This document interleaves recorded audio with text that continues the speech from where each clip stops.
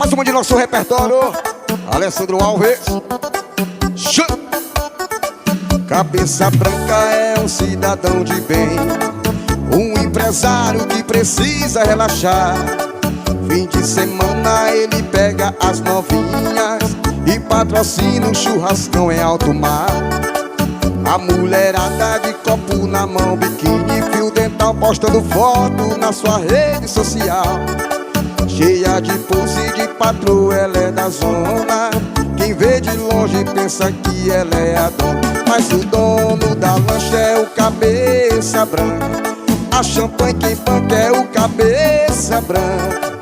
Porque a novinha na hora da selfie, junto com as amigos, coroa nunca aparece. O dono da lancha é o cabeça branca. A champanhe quem banca é o cabeça branca.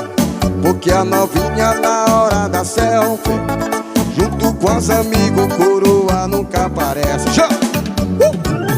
Faça uma atualizada no nosso repertório. Simbora, bebê.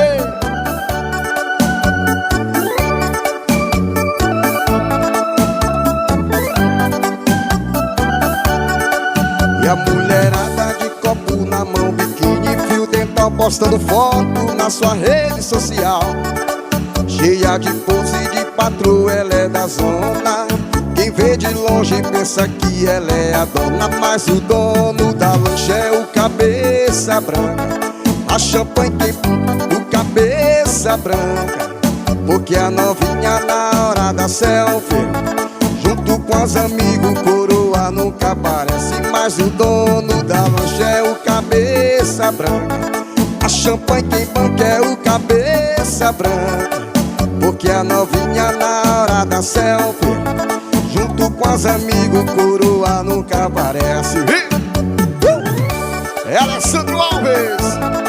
Faz uma estourada, papai. Simbora. Vai, vai.